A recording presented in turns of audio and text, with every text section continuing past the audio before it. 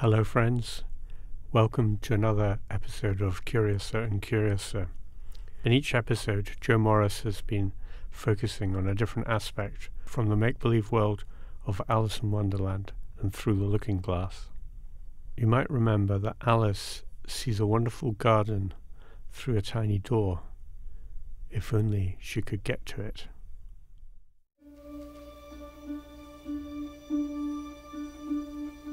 She could not even get her head through the doorway. There seemed to be no use in waiting by the little door, so she went back to the table.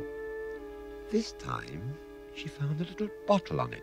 Which was certainly not here before. Tied around the neck of the bottle was a paper label with the words, "Drink me." beautifully printed on it in large letters. Let's just sit down for a moment. Alice ventured to taste it, and, finding it very nice, it had in fact a sort of mixed flavour of cherry tart, custard, pineapple, roast turkey, toffee, and hot buttered toast. She very soon finished it off. Oh, what a curious feeling. I'm Professor Peter Halligan. I'm based at the Department of Psychology at the University of Cardiff. Alice in Wonderland is one of the Alice in Wonderland syndrome. Was coined by Todd in the 1950s to describe a series of symptoms, feelings of growing larger and being reduced in terms of body space. The main constituents of it refer to people, for the most part, with migraine. And the interesting thing about this is that these people, for the most part, don't have any other associated pathology.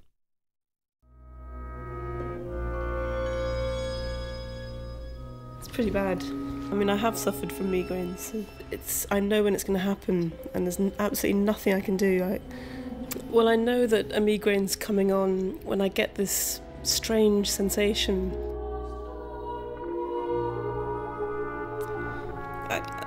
It's quite vivid for me. Well, it feels as though my head is expanding in size. It's getting bigger and bigger. And that my neck is also extending. And that the whole thing is growing so big that my head feels as though it would hit the ceiling. Actually, the whole thing is very real.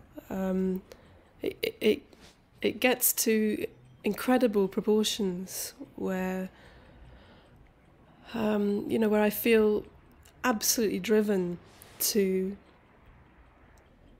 There was one time I remember I was up the whole night with it. In fact, I remember in the morning I was absolutely tired out from holding onto my head for the night, from keeping on pulling it down from the ceiling, because it feels as though it could float away.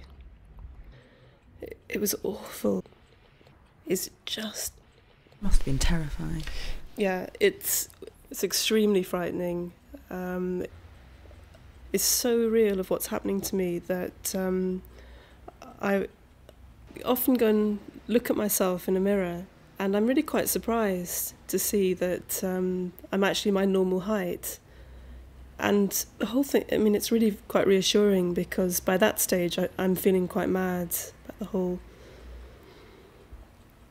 It's a relief to see that I'm the way I always was and haven't grown.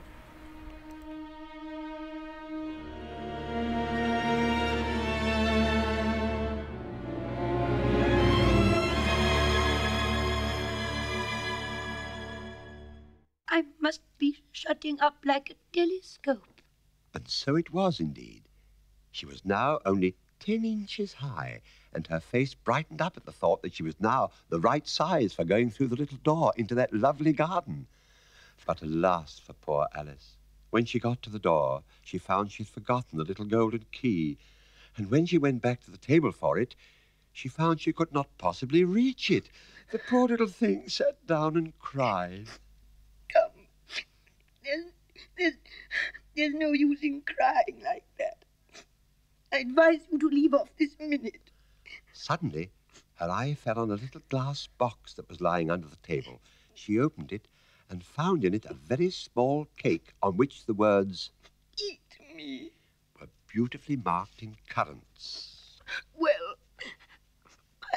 I'll eat it, and if it makes me grow larger, I can reach the key, and if it makes me grow smaller, I can creep under the door, so either way I'll be able to get into the garden, and I don't care which happens. So she set to work and very soon finished off the cake. Curiouser and curiouser.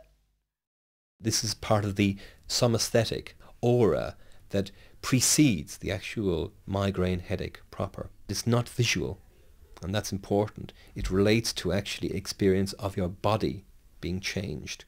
Many of the patients with this description tend to do is they look at mirrors to establish that they're not going mad.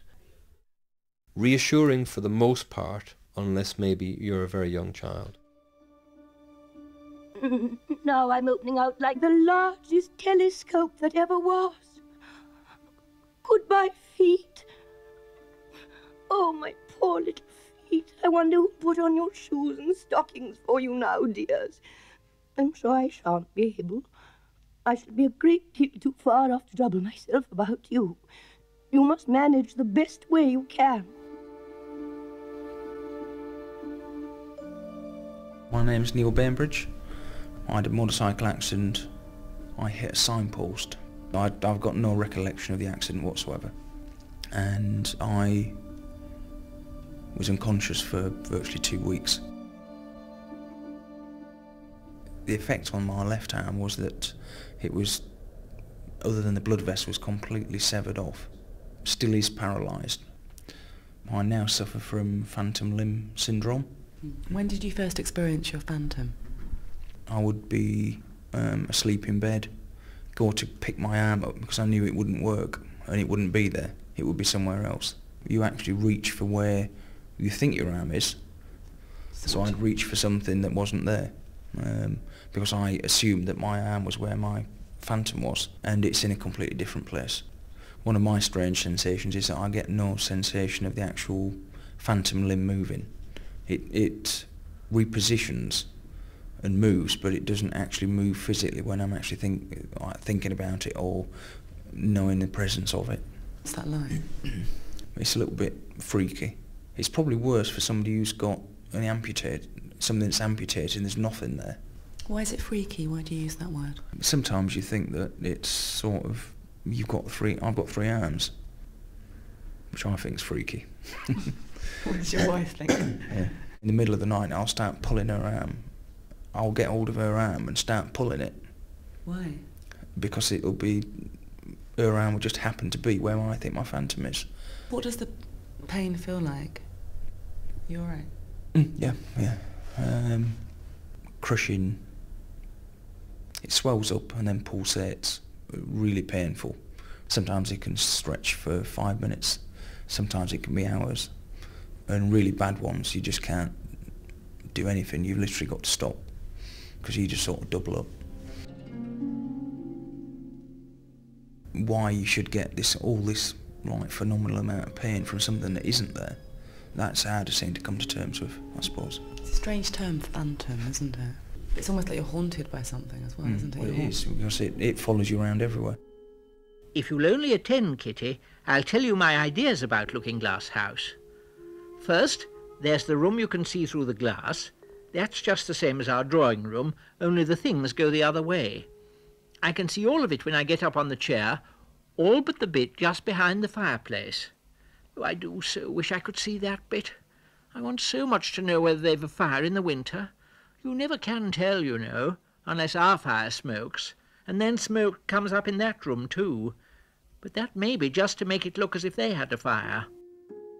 And the pain seems to last for years. These patients will then try whatever means possible. They will consider some radical attempts to reduce their pain. One of the procedures that they have considered in certain centres, the patient undergoing an operation which requires them to have their head opened, the brain revealed, and then to localise where the phantom is.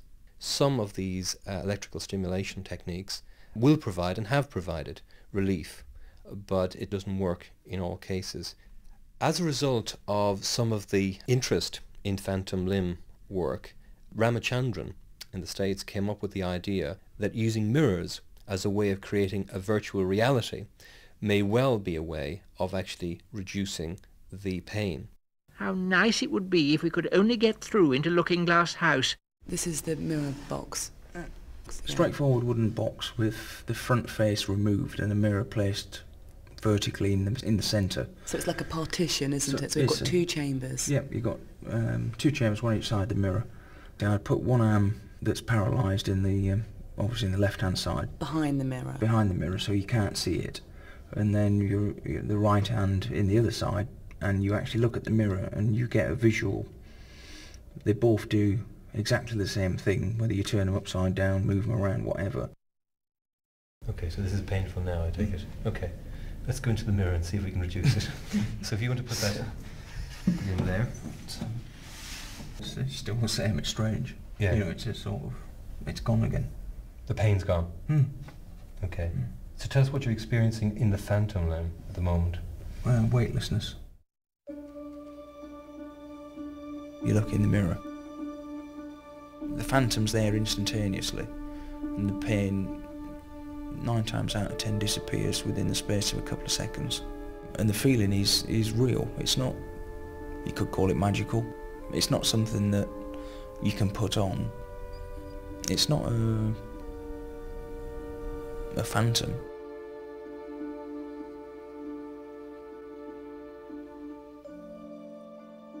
And in another moment, Alice was through the glass and had jumped lightly down into the looking-glass room.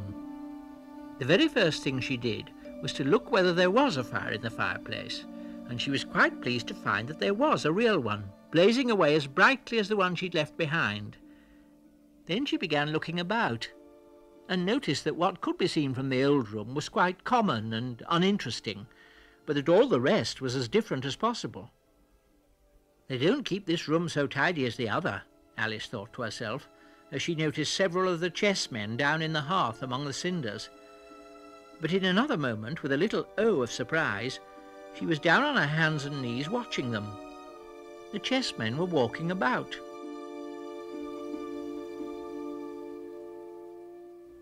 Several of them cried. Most of these were young men, not necessarily given to such emotional outbursts. They described as, you know, getting reacquainted with the limb that they'd lost. That it's not just what it physically looks like, it's what you can do with it. So if we can actually move it, if we can do something with it, then it's something to do with me. And from that point, you've got control over it, the phantom, for the first time. It was 3.5, 4 years after the accident, and all I'd been doing up until that point is carrying this thing round. How emotional did you feel? Very. You know, maybe life's not all that bad and, you know, it's going to get better. I mean, it's amazing that something that simple can do so much. The overriding sort of theme seems to be that your body, to some extent, is a construct of your brain.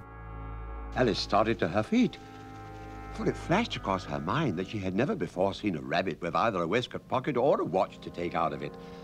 And burning with curiosity, she ran across the field after it, and was just in time to see it pop down a large rabbit hole under the hedge. In another moment, down went Alice after it, never once considering how in the world she was to get out again. It might sound a bit weird, really, but I had this very weird sensation that there was a hole, a very, very deep hole, at the bottom of my bed, and that I was falling down it. And I felt that I was unable to stop myself heading right down that hole. And then the migraine begins.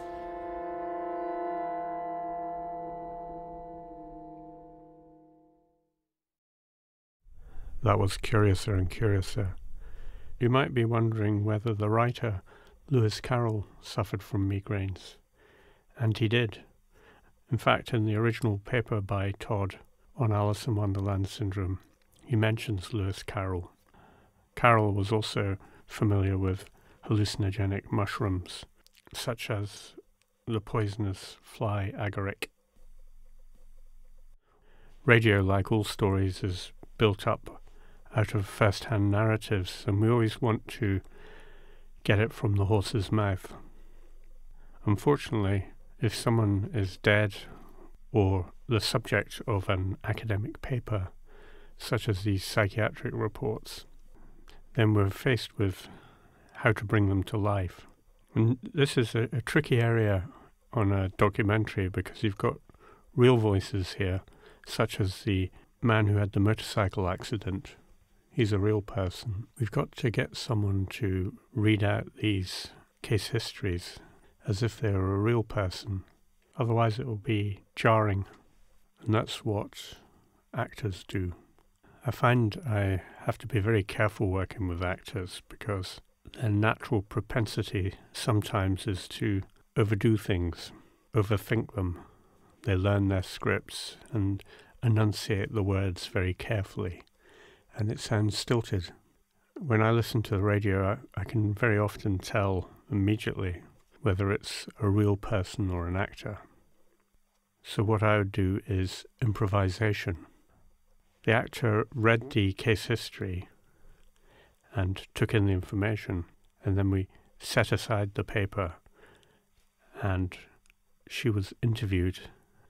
And when people are interviewed off the cuff like that, they'll often use ums and ahs, and they might use repetitions. Ordinarily, we'd cut them out of a program. In fact, we call that de-umming. But in this case, I left in the ums, some of the ums and some of the repetitions, to make it sound more naturalistic.